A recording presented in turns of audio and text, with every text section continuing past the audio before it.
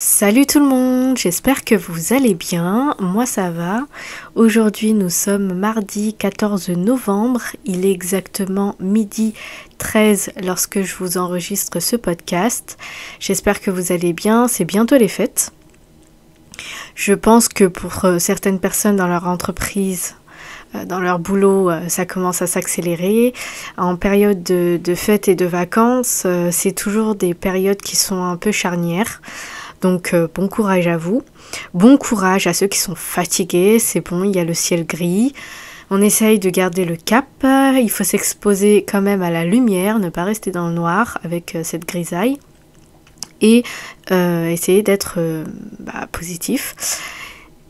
Courage à nous tous, à ceux qui travaillent, à ceux qui n'aiment pas leur boulot, à ceux qui l'aiment et qui sont fatigués, à ceux qui essayent de rechercher le positif dans leurs relations qui battent l'aile, leurs relations avec leurs enfants, avec les parents, avec les amis. Et la vie est un combat de tous les jours, comme on aime bien dire sur cette chaîne, à chaque jour suffit sa peine. Et donc, tous les jours, on se lève et on essaye de faire de notre mieux et c'est ce qui est important. Voilà, on essaye, on fait de notre mieux. Si on n'a pas obtenu le meilleur résultat souhaité, eh ben c'est pas grave, c'est comme ça. Mais au moins, on n'a rien à se reprocher, on a fait de notre mieux. Les actions qui devaient être posées, on les a fait à fond. Et c'est tout ce qui compte. Après, accepter le résultat, même si c'est pas forcément à quoi on s'attendait, mais c'est pas grave. Faut pas essayer de contrôler la vague, elle est comme elle est, elle vient, elle part, et nous on prend ce qu'on a à prendre et c'est tout bonnement simple en fait. C'est tout simplement, on peut pas tout contrôler, on n'est pas ici pour tout contrôler. Il y a des facteurs qu'on ne perçoit pas. C'est un tout quand il y a une chose qui arrive dans notre vie, c'est un tout. Donc même si on se dit on aurait dû faire comme ça, même si vous auriez fait comme vous prétendez, peut-être que vous n'auriez pas eu le résultat souhaité. Donc en fait, des fois, il y a des facteurs qu'on ne prend pas en compte parce qu'on ne sait pas. Il y a des facteurs qui ne sont pas visibles. Donc voilà, faut pas s'en vouloir plus, faut pas culpabiliser. On fait encore une fois de notre mieux, on essaie de tirer les leçons qu'on a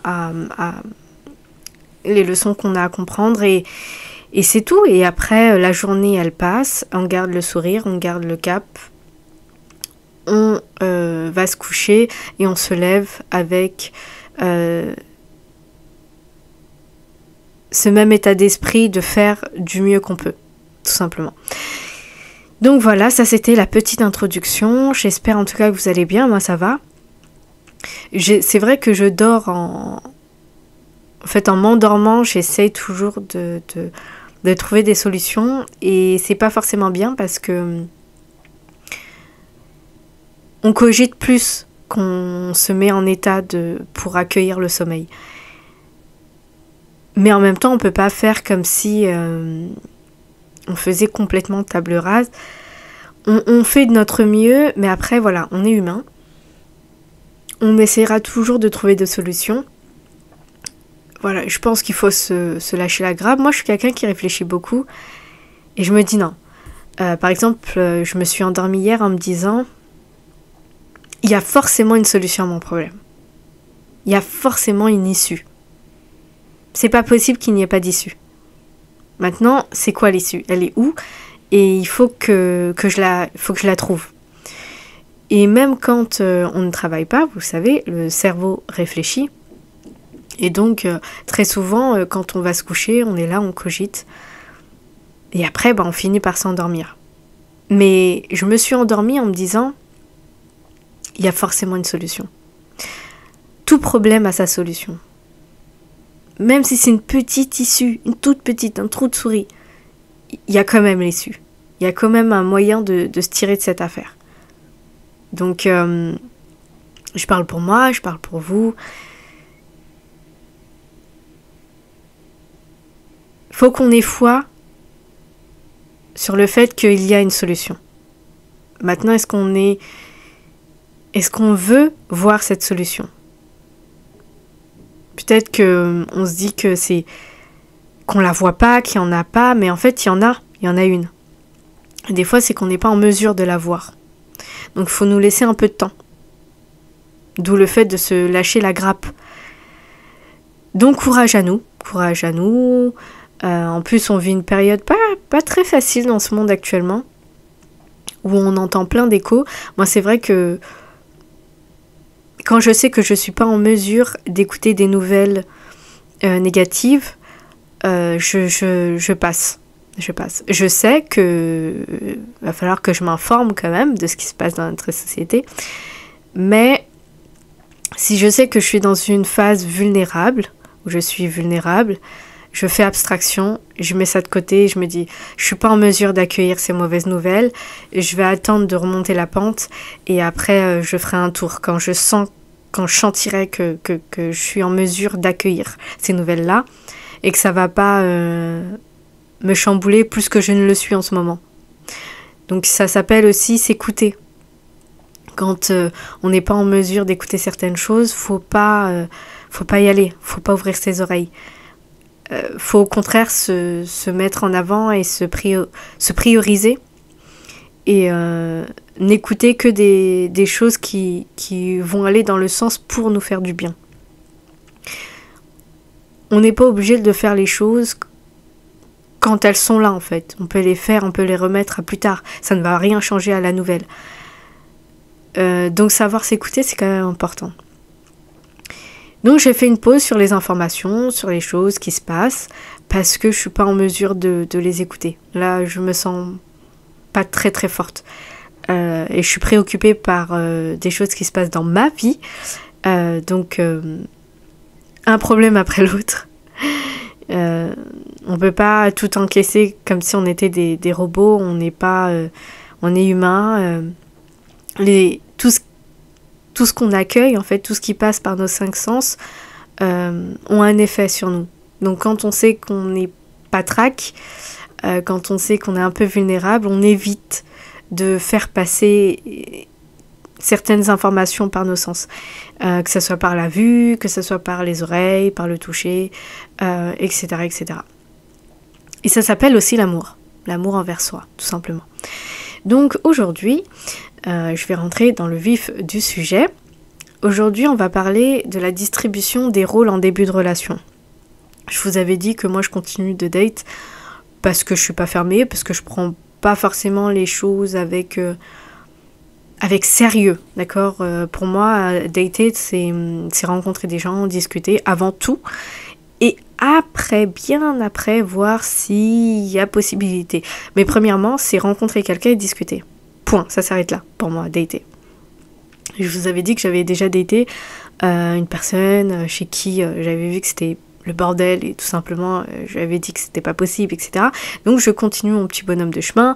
Un autre avec qui il était un peu grassouillet et ça accroche pas plus que ça parce que peut-être pas d'attirance et on se parle plus comme des amis et on n'arrive pas à trouver... Voilà, on n'arrive pas, je pense, c'est comme ça que je le ressens, autant lui que moi à se projeter sur quoi que ce soit parce que la conversation reste banale, il n'y a pas d'accroche...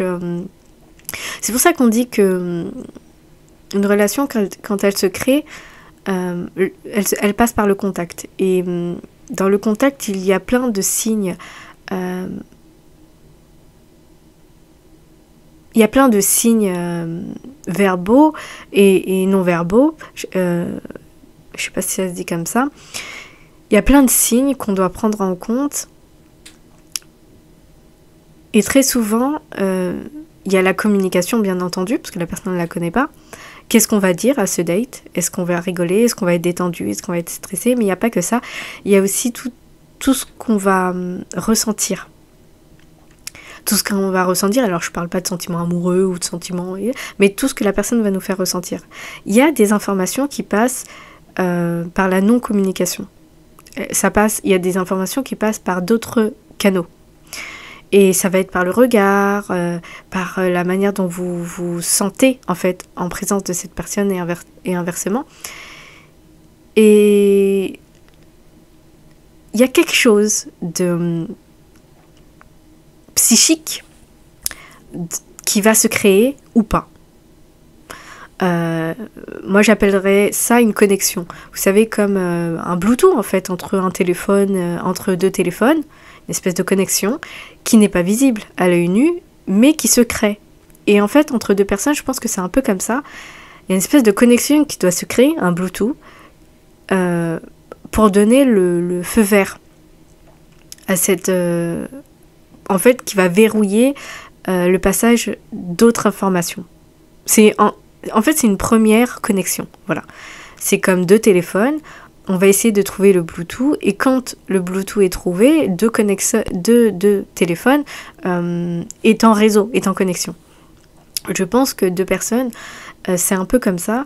Quand on va être amené quand on va se rencontrer, on va essayer de trouver nos Bluetooth. On va essayer de se trouver, de se connecter l'un et l'autre. Et parfois, on trouve le Bluetooth et parfois, on ne trouve pas le Bluetooth. Et quand on ne trouve pas le Bluetooth, faut quitter. Tout simplement, en bonne entente, on a passé une bonne soirée, on a parlé, on a échangé. Toujours intéressant d'avoir des interactions avec les autres. Par contre, comme on n'a pas su identifier le Bluetooth de l'un et de l'autre, on va pas aller plus loin, on va pas verrouiller le passage d'autres informations. Et c'est un peu comme ça. Donc, on voit la personne plusieurs fois et le Bluetooth va toujours essayer de se connecter. Et franchement, il ne faut absolument pas forcer. Si le Bluetooth se connecte, ça ne veut pas dire qu'il y aura forcément une relation derrière, mais ça veut juste dire qu'il y a une première accroche. D'accord ? Il y a une connexion d'établie pour le passage d'autres informations.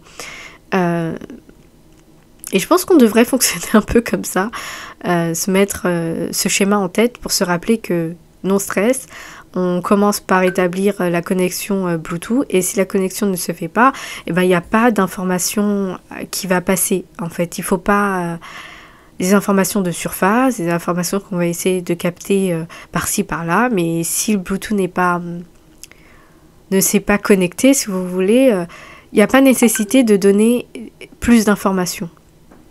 C'est pour ça qu'on dit qu'il faut dire les choses par étapes.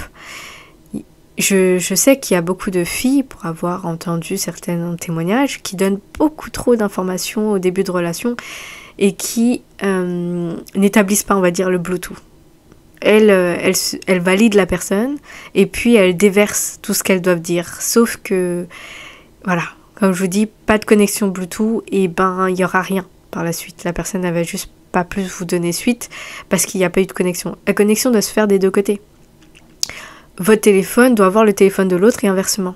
Si vous voyez le téléphone mais que la personne ne voit pas votre téléphone, c'est pas la peine en fait. Ça ne sert à rien. Vous n'êtes pas sur la même fréquence. Et donc moi c'est comme ça que je fonctionne quand je date. Je me mets pas de pression, je me dis pas que cette personne c'est la personne de ma vie. Je me dis juste pour l'instant on va passer un bon moment, on va pouvoir avoir une interaction, une conversation, on va passer un bon moment. Moi c'est ce que je me dis. Je vais pas aller avec une to-do list à ce rendez-vous et à me dire ok cette personne doit tout cocher et si elle coche tout on va pouvoir passer à autre chose. Bon moi même ça, avoir une to-do list ça va trop vite. Donc on sait quelles sont nos attentes, on sait ce qu'on veut, ce qu'on attend d'une relation, la personne sait aussi ce qu'elle attend d'une relation, mais tant qu'il n'y a pas de connexion, franchement, il y a des choses qui ne sont pas nécessaires à dire. C'est pour ça que j'ai pas dit, je vous le dis à vous, que actuellement je ne bosse pas, que j'avais eu un entretien qui s'était bien passé et qui tarde. Là, ça va faire bientôt un mois la semaine prochaine que j'ai pas de nouvelles malgré qu'elle m'avait certifié la personne que j'ai été prise. Après, il y a des choses qui doivent se mettre en place, donc c'est pour ça que ça tarde. Mais je suis en train de me poser plus de questions sur est-ce que je postule ailleurs ou pas, parce que là, je sais pas. En plus, ça devient compliqué pour moi, donc voilà. J'ai pas dit à ces gens avec qui je date que je ne bossais pas. Et j'ai dit à mon amie, une amie avec qui on parle de ça, que pour moi, c'est pas nécessaire de tout dire. La personne, on ne la connaît pas. Et puis, comme on est dans une société où on se juge l'un et l'autre sur des choses qui ne nous décrivent pas en tant que personne, mais sur des choses bien extérieures, je préfère ne mettre les chances de mon côté. Donc, j'ai pas dit à ces personnes-là que je travaillais pas. Je fais comme si je travaillais. Voilà. Donc, ça va ton emploi du temps, le travail, ça va? Oui, ça va, etc. Tu travailles dans quoi? Tu travailles dans ça? Je parle. Certaines diront que c'est un mensonge. Moi, pour moi, je considère que c'est un passage, que c'est de passade. En fait, c'est comment dire ça? Attendez, que je trouve mes mots. Que cette situation est passagère, voilà. Étant donné que cette situation est passagère, donc le fait que je ne travaille pas, je considère qu'il n'est pas important de le dire, tout simplement. Que cette situation, elle est récente et que ça fait pas 1 an que je suis en arrêt. Comme je sais que très vite je vais reprendre une activité, pour moi, il n'est pas nécessaire de le dire. Et puis, je veux pas que cette personne pense que... peut-être que c'est comme... peut-être que vous penserez que je suis comme esclave de ce que les gens pensent, mais mon image est importante. L'image que je vais donner à une personne, c'est important. Je veux pas que cette personne pense certaines choses de moi, même si elle pense certaines choses, je ne peux pas contrôler, bien entendu, mais ces choses-là, pour moi, elles ne sont pas importantes à dire. Ces personnes-là, je ne les connais pas. Et puis, qu'est-ce que cette information va lui apporter? Parce que c'est moi qui paye quand même mes factures, c'est moi qui me prend en charge, donc que je travaille ou que je ne travaille pas, cette personne pour moi, c'est pas important, il n'y a pas d'importance. C'est pas important de lui donner cette information. Et c'est pour ça que ma philosophie aujourd'hui, c'est de ne pas tout dire. Il n'y a pas de nécessité. Et même, je dirais pas que c'est pas une information à ne jamais dire. C'est pas ce que j'ai dit, il faut nuancer. Ce que je dis, c'est que là, avec des personnes que je ne connais pas, que je ne sais pas si je vais continuer d'avoir contact ou pas, c'est pas une information qui est nécessaire. Et il y a plein de choses, en fait, comme ça. Par exemple, le pourquoi mes anciennes relations sont finies. Je rentre pas dans les détails. Moi, j'estime que c'est pas nécessaire. Je donne le plus gros. En restant évasive. Parce que j'estime que c'est pas important. Maintenant, si vraiment la personne elle me donne des arguments qu'elle veut vraiment savoir, il faut que les étapes soient passées et il faut que je sache le pourquoi. Que la personne me donne un argument en béton. Et c'est pareil à l'inverse, quand je vais poser des questions sur le passé de cette personne, je vais pas rentrer dans l'histoire même. Je veux pas que cette personne me raconte tout en détail. Je veux qu'elle survole et qu'elle me donne les points importants. C'est tout. On va pas. Le but c'est pas de refaire le passé. C'est pas de la réécrire, etc.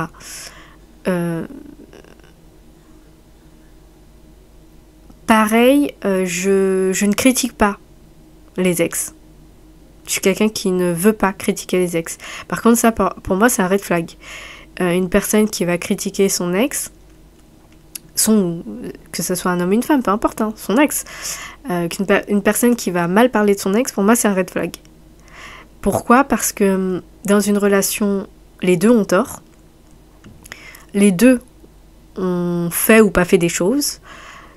Et après une rupture, la personne passe à autre chose, le temps passe. Quand une personne déverse encore sa colère, c'est soit qu'elle est attachée, soit qu'elle n'a pas passé, elle n'est pas passée encore à autre chose, soit et en plus, pas soit, mais en plus, elle ne s'est pas remise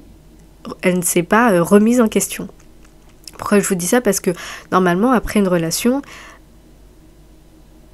on a tendance à analyser ce qui s'est passé avec du recul, où on en tire qu'effectivement, il s'est passé ça, et il y a aussi cette part qui est notre responsabilité, où la personne entretient cette story de c'est son ex qui a tout fait et qui a tout merdé. Et pour moi, c'est pas objectif. Donc une personne qui va dire ah ouais non, moi j'ai tout fait bien, c'est mon ex qui, red flag. Que la personne n'arrive pas à s'auto-analyser. Donc voilà, j'essaie de voir certaines choses dans comment la personne va me raconter, etc. Donc aujourd'hui, pour entrer dans le vif du sujet, comme je vous disais, on va parler de la distribution des rôles en début de relation. Moi j'ai je sais comment je veux que ma relation se passe. Je sais que je suis quelqu'un qui a tendance à vouloir contrôler les choses. Et donc, j'essaye toujours de porter un regard sur moi en me disant « Ah, arrête de prendre toujours trop les devants. » Surtout en relation, très vite, si vous prenez trop d'espace, je parle pour nous les femmes, quand on veut prendre trop d'espace, parce qu'on veut trop bien faire les choses, on se retrouve avec un homme qui ne sait pas trop où se mettre. Et donc, il faut tout le temps, en fait, vouloir le solliciter pour qu'il y trouve son intérêt dans la relation, pour qu'il trouve son rôle. Parce que c'est le but, c'est d'avoir tous les deux sa place. Et moi, ayant beaucoup vu de femmes qui gèrent leur relation, qui se mettent en avant, et l'homme vient après, moi, c'est des choses que je veux faire le contraire. Je veux renverser ce schéma, le schéma que j'ai toujours vu autour de moi, finalement. Ça a été très souvent des femmes c'est elles qui gèrent leur relation, quoi. Il n'y a pas d'homme devant elles. Et moi, ça, c'est pas quelque chose que je veux reproduire. Et je l'ai suffisamment observé pour prendre la décision pour ma vie, pour ma relation, de ne pas prendre les choses devant. Même si la personne ne fait pas les choses comme je voudrais qu'elle fasse, je veux quand même que cette personne prenne les devants. Et on essayera de faire les choses au mieux. Le truc, c'est que on sait comment on veut faire les choses, et après, quand on veut faire passer les gens devant, pour qu'elle puisse trouver sa place, on a tendance à lui dire comment faire, et c'est infantilisant. Donc, à mon niveau, les choses que je n'ai pas à reproduire, que je ne compte pas reproduire, c'est de dire à la personne comment elle doit faire les choses. La laisser faire, accepter sa manière de faire, reconnaître que c'est positif quand ça l'est, et l'encourager à continuer. Il y a toujours un processus d'amélioration, d'accord ? Ce que je ne compte pas faire également, c'est de, comme je veux cette relation, si je la veux, c'est de prendre, aller doucement, me freiner. Effectivement, je veux que ma relation se passe bien, si je suis en relation, mais je veux pas me sentir en sécurité parce que moi, je fais les choses. D'accord ? Je veux laisser du lest, je veux laisser la main à cette personne pour qu'elle puisse nous guider tous les deux. Parce que si c'est moi, je sais que je serai satisfaite parce que c'est moi qui fais les choses. Sauf que le but, c'est que la personne y trouve sa place. Donc je pense que là, il y a beaucoup de personnes qui sont dans cette problématique-là aussi. C'est d'arrêter de vouloir gérer. Et ça demande de se contrôler. Ok, il y a ça à faire. On fait les choses. Mais dis-moi, toi, qu'est-ce que tu veux faire ? Et ça, c'est un travail encore que j'essaye de faire. Donc, j'ai rencontré quelqu'un avec qui on est dans un stade un peu plus avancé. Et j'ai ce ressenti. Alors déjà, on va commencer par le début. Cette personne à qui je ne vous ai pas encore parlé, c'est nouveau, mais on est dans un processus un peu plus avancé parce qu'on a eu plusieurs dates, parce que voilà,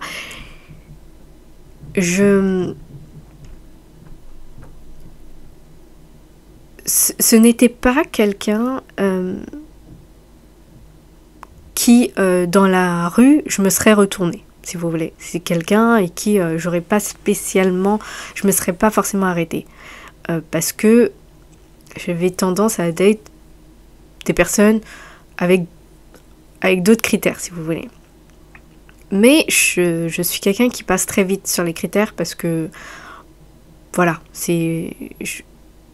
je préfère mettre en avant le fait de connaître la personne, surtout si je sens que il y a un truc, il y a une certaine connexion, plutôt que m'arrêter sur des critères, par exemple, physiques.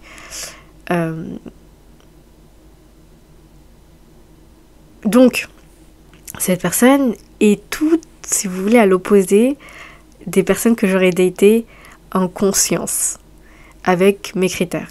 Là, la personne a atterri, on va dire, dans ma vie.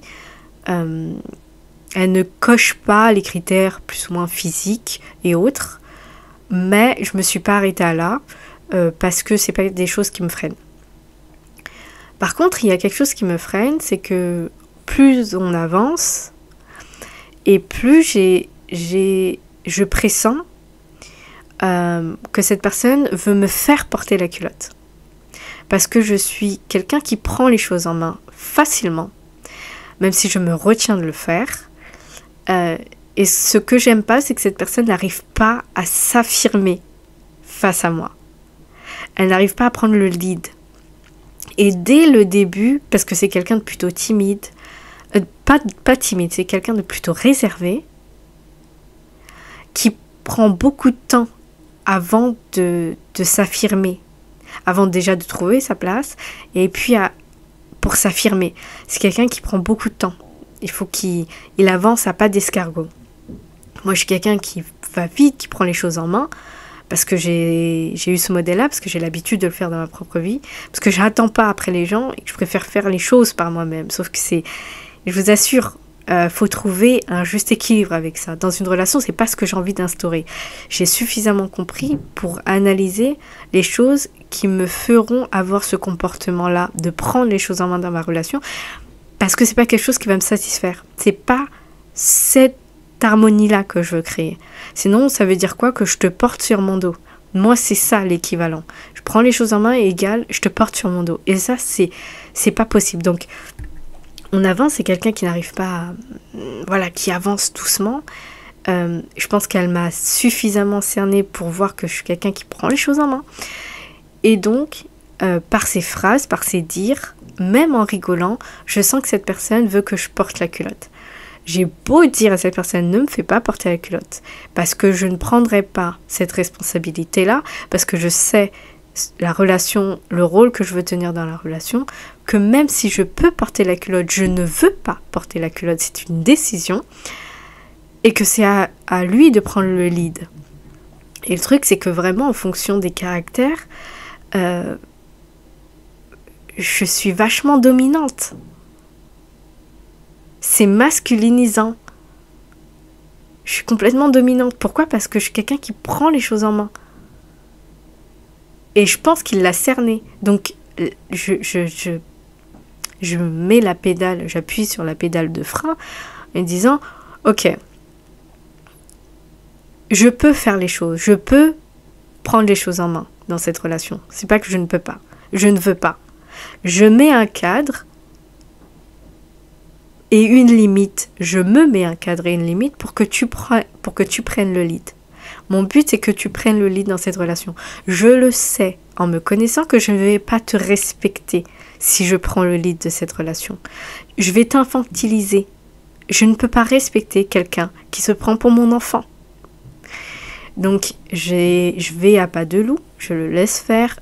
Ça va tellement lentement qu'on dirait qu'on a... Vous savez, comme les vitesses, par exemple sur YouTube, on va le mettre à la vitesse, genre x0,5. C'est au ralenti, de chez ralenti. C'est trop ralenti. On est presque à l'arrêt, là. On est presque à l'arrêt. Donc, une fois, 2 fois, ça veut me faire porter la culotte. J'essaie de le faire entendre avec toute ma féminité, que c'est à lui de prendre le lead, à lui de prendre les devants, etc. Je sais pourquoi je dis ça. Je peux pas lui dire, écoute, c'est parce que sinon je vais t'écraser la tête et c'est fini pour toi. Je peux pas lui dire ça. Sinon c'est trop agressif. Mais c'est une réalité. J'ai un caractère qui est un peu très imposant. Donc si tu ne mets pas les choses en place pour prendre les devants, pour qu'il y ait une bonne harmonie, parce que je me connais, je vais t'écraser la tête. On fait comment? La relation sera gâchée. Je te laisse la place, passe devant. Il n'y a rien rien de grave, il n'y a rien, t'as pas à avoir peur en fait. Et le truc c'est que ça s'inverse, j'ai l'impression que c'est moi qui suis en train de le rassurer et de le pousser en avant alors que c'est lui qui est censé le faire. Après j'accepte il n'a pas l'habitude, etc. etc. Et c'est très compliqué. Donc j'ai compris, j'ai mis une pause à l'avancée de cette pseudo-relation en lui disant très clairement que en fait je ne porterai pas la culotte et que s'il n'est pas prêt à porter la culotte, on a en quelque sorte, je vais pas dire ça comme ça, mais en quelque sorte c'est mieux que on arrête là. Donc tu réfléchis et tu ne reviens que si tu veux porter la culotte. Autrement, il n'y a pas d'avenir. Je le sais. C'est quoi? Tu veux te faire écraser la tête? Il y a un jeu de catch qui se joue? Non, moi j'ai pas d'énergie à donner dedans. T'es pas mon enfant. Je suis pas ta mère et je suis pas là je suis pas ta nourrice. Donc, ou tu prends les choses, ou tu trouveras quelqu'un avec qui vous êtes dans cette même énergie, qui voudra prendre le lead et à qui ça ne dérange pas. Moi, je sais, pour avoir vu des modèles de ce type, que ce n'est absolument pas là où je veux mener c'est pas une direction où je vais amener ma relation. Et ça se voit dès le début, si vous voulez. Je prends conscience que je dois dire les choses avec le plus de tact possible en étant dans une énergie féminine. Mais en vrai, je ne sais pas si c'est le problème des hommes d'aujourd'hui, bien que je ne veux pas généraliser. Comment se fait-il qu'ils n'arrivent pas à prendre le lead dans une relation? Je peux comprendre que tu veux y aller à pas, d'accord? Si tu prends ton temps, mais prendre le lead, ça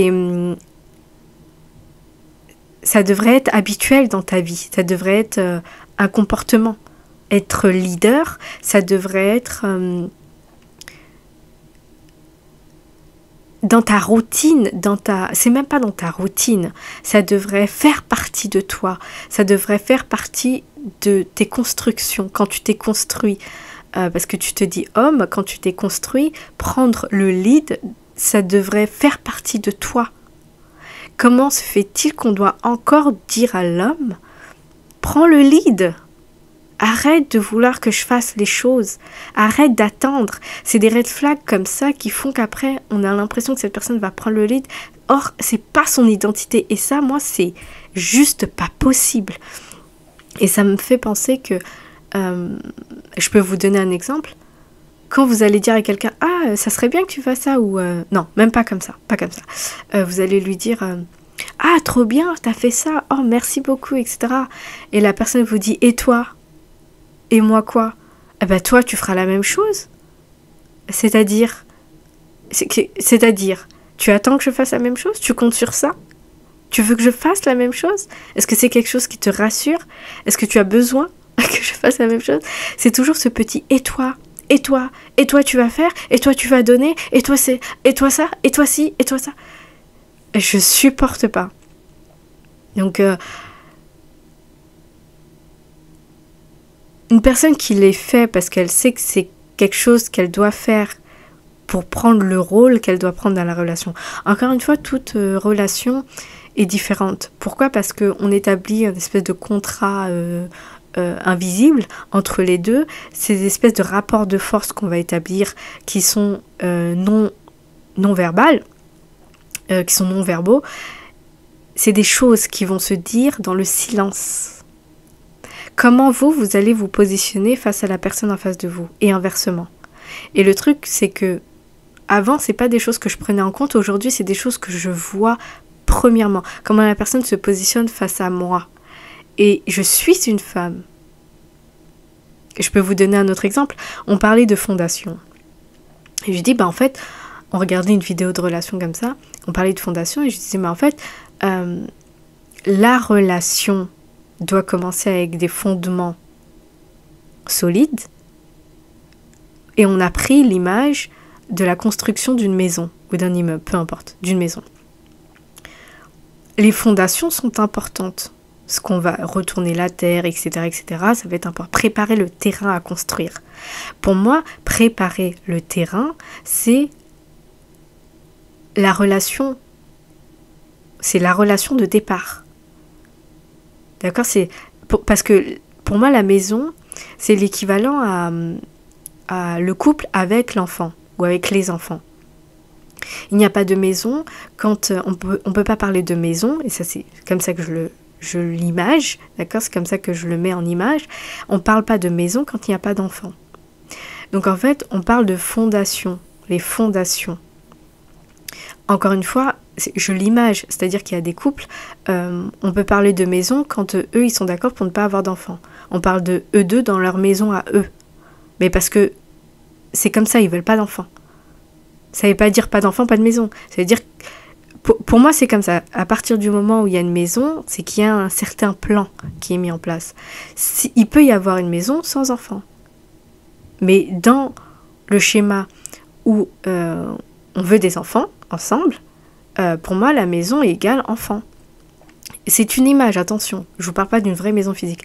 Et donc, on parle de fondation et on part du principe que le fondement, c'est la base de la relation, donc les contrats, le contrat non visible, d'accord, contrat invisible, que vous avez établi entre vous deux, et les fondements, d'accord, ce que vous allez accepter, ce que vous n'allez pas accepter, comment vous voyez les choses, vos projets futurs, etc. La solidité, les tempêtes, les expériences que vous avez eues, les hauts, les bas, etc. Pour moi, c'est ça la fondation. Et dans la fondation, il y a l'homme et la femme. Pour moi, c'est ça. Et après, par la suite, on construit la maison sur ces fondements-là, sur ces deux piliers. Je dis homme-femme, et après, aujourd'hui, on sait qu'il y a différents types de relations, etc. Moi, je reste dans le schéma classique, parce que je ne vais pas vous donner tous les exemples de relations qui existent dans ce monde, ce n'est pas l'objectif de ce podcast. Donc, l'homme et la femme, la fondation, avec toutes les expériences, tous les contrats, tout ce qu'ils se sont dit, comment ils voyaient les choses, etc., etc. Et lui, il ne voit pas les choses comme ça. Lui, il voit les choses comme c'est l'homme, la fondation, et la femme, c'est la maison. Je dis, mais la femme, c'est pas la maison. Comment la femme, ça peut être la maison ? La femme, c'est la maison toute seule. Et en fait, c'est des petites choses comme ça où il a été amené à me dire, en fait, parce que pour moi, la femme, elle est beaucoup plus importante dans la relation. La femme, elle a un rôle plus important dans la relation. Je dis, c'est-à-dire qu'elle a un plus grand rôle dans la relation. Et là, pour moi, red flag. Parce que donc, du coup, tu sers à quoi ? Qu'est-ce que ça veut dire que la femme elle est plus importante ? Et là, je vois bien que dans son schéma, avec le modèle de ses parents, sa mère mène la barque. Sa mène la barque dans sa relation avec son père. Bon, déjà, ils sont encore ensemble, c'est déjà bien. Par contre, c'est très typique, c'est très typique des Capverdiens, où c'est la femme qui dirige le bateau. À quel moment, en fait ? À quel moment ? Et donc, sur ce schéma-là, qui ne remet pas en question, mais qui veut copier, il veut être en relation avec quelqu'un qui prenne le lead. Et là, ça ne peut pas fonctionner. Donc, j'essaye de raisonner, j'essaye de parler, de donner des exemples, de se dire que moi, je lui dis que moi, je ne prendrai pas cette position-là. Parce que pour moi, c'est pas un bon positionnement. Mais on n'est que dans la discussion, si vous voulez. Et déjà, il y a déjà plein de drapeaux rouges. Donc, dans la distribution des rôles qui se fait au tout début par la conversation, vous regardez la vision que la personne elle a du couple, quelles sont les choses importantes, comment il voit la femme, comment il voit l'homme, comment ça, comment ci. Il y a des choses qui sont dites qui nous donnent matière à réfléchir sur est-ce que c'est possible d'entretenir une relation ou pas. Tout de suite, il est toujours possible de faire changer d'avis la personne si vous vous positionnez et que vous ne changez pas de place. C'est-à-dire, tout de suite, vous dites ok, moi en tout cas c'est ce que j'ai fait. Je ne prendrai pas cette position-là, où tu portes la culotte, où on n'a rien à faire ensemble. Qu'est-ce que tu fais? Je ne te force à rien. Ou tu sais que tu dois m'assumer, quand je dis m'assumer, c'est-à-dire que tu dois me porter et porter potentiellement tes futurs enfants. Attention, on se projette pour essayer de récolter des informations qui sont importantes. D'où le fait de prendre son temps, parce qu'à l'écouter, tout allait bien, tout coulait de source. Et en fait, moi, je récolte des informations avant de faire quoi que ce soit. Et ouais, il y a plein de drapeaux rouges.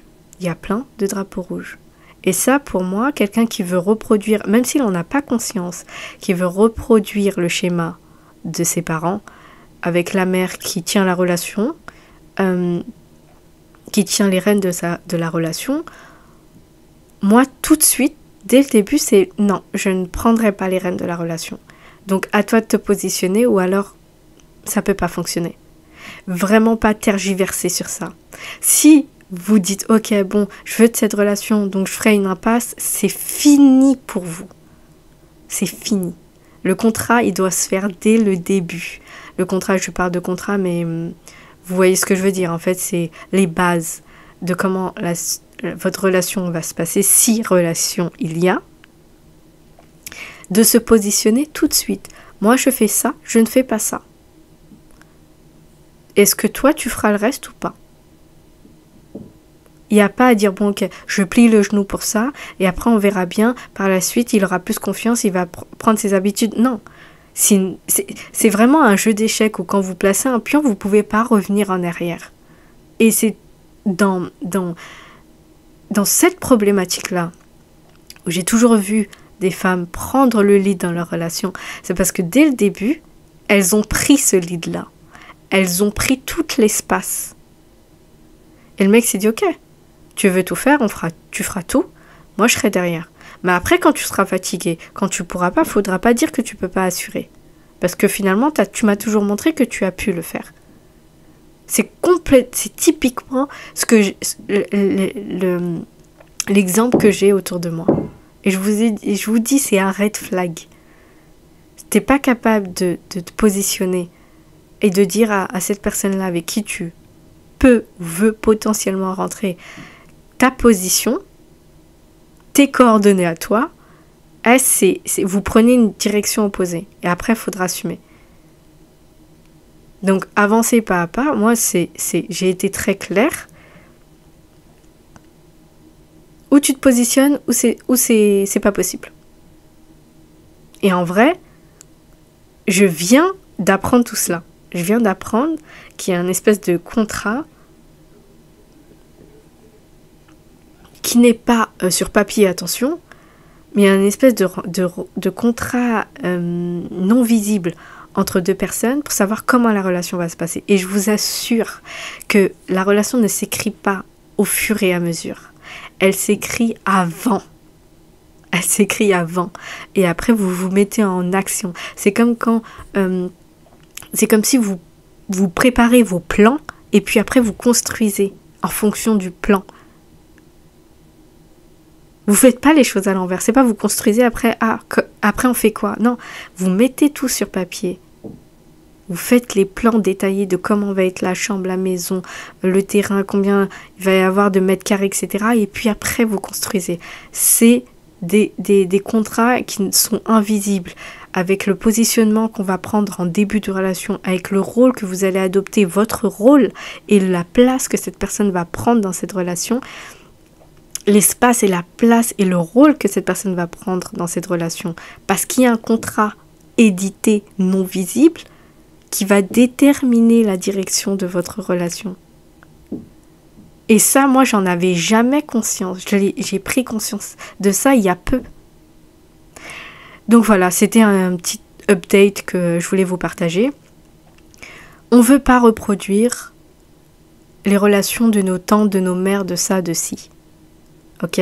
Surtout les relations, attention, si elles sont saines, il n'y a pas de problème, mais surtout les relations où quand la femme elle a beaucoup de caractère et qu'elle prend le leadership très très vite, parce que c'est ancré en elle, elle a toujours fait, arriver dans une relation, ça doit pas se passer. Tu me laisses ça au placard.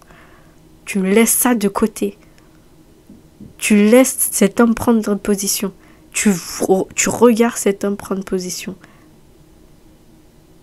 Et en vrai, c'est ce qui nous tue dans la relation. C'est ce qui nous tue. Ah, comment ça se fait que je suis dans une relation où il fait rien. Il prend pas position, il prend pas de décision, il sait pas comment faire, il sait pas mener la famille, il sait pas diriger la famille. C'est next en fait, c'est next. Parce que dès le départ, c'est pas qu'il ne peut pas. Moi je pense que l'essence d'un homme, tout homme peut prendre le lead. Tout homme sait prendre le lead. Maintenant, quand on est face à une femme qui a aussi ce leadership, qui le met beaucoup plus en avant que l'homme, c'est ça qui nous met dans la merde dans les relations. Excusez-moi. C'est ça qui nous empoisonne. Tout le monde a un leadership.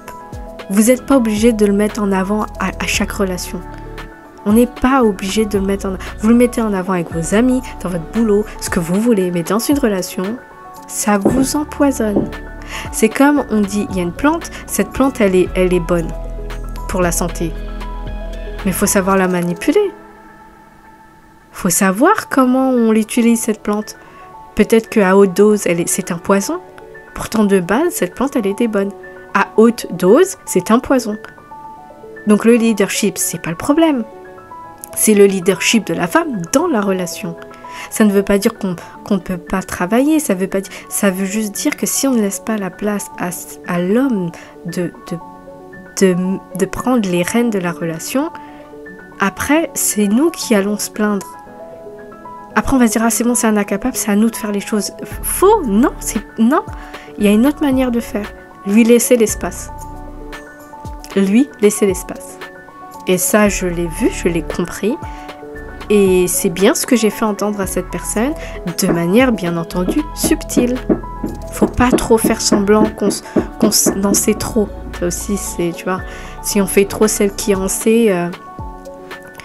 on va passer pour celle qui sait mieux. Ça aussi, c'est... Voilà. Mais maintenant que je l'ai compris, je sais quel schéma je ne vais pas reproduire. Alors, excusez-moi pour les bruits. Je pense qu'il y a mon voisin qui fait les travaux. Voilà, on se tient à laisser l'espace à l'homme dans cette relation. Un point, un trait, en fait. D'accord ? Je vous fais de gros bisous. N'hésitez pas à commenter. Et à demain. Bye bye.